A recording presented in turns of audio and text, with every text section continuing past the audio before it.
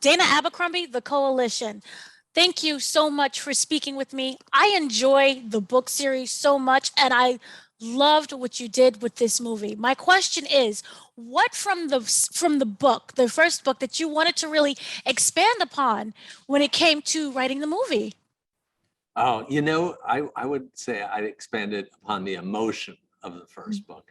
Like in my books, in my early books especially, all I wanted to do was write funny stories. I didn't really care about how the reader felt. And what movies give us permission to do is to tell a story that's really emotional, that really affects the audience. So in this movie, you feel everything from joy to sadness to fear to laughter. And it's really exciting to be able to tell that type of story that's based on the first book. And I was wondering, the idea around the stinky, smelly cheese, how did that come about?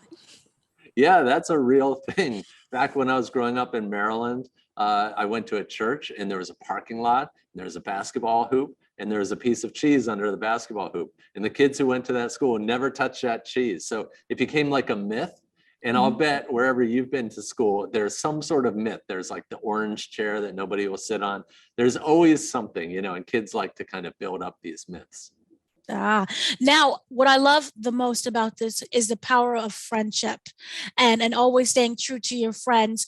Can you talk about the inspiration behind that and the message why it was so important to include that message?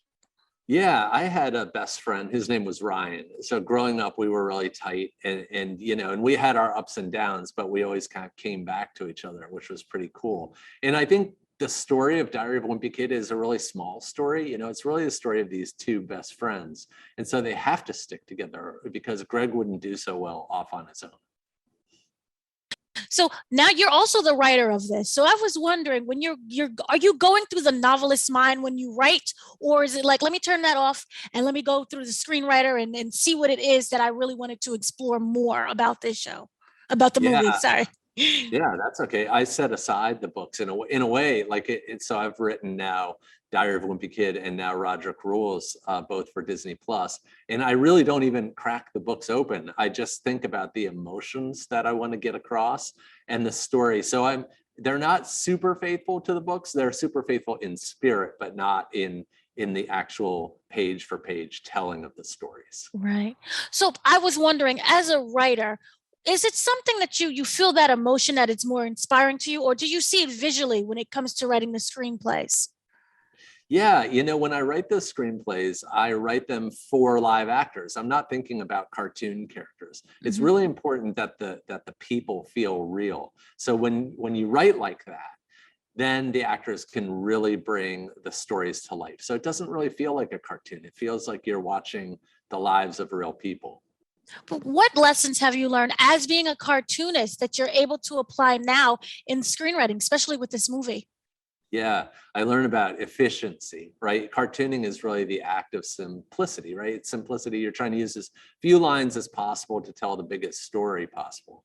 And with Diary of a Wimpy Kid, this movie is about an hour long, but that's what we needed to tell the story. So I really like how tight the story is. There are no wasted words or wasted scenes. And that's really cool to be able to write in that way. I was wondering, there are side characters that we have, some that come on for just a couple of seconds.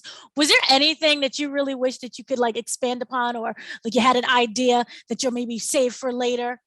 Yeah.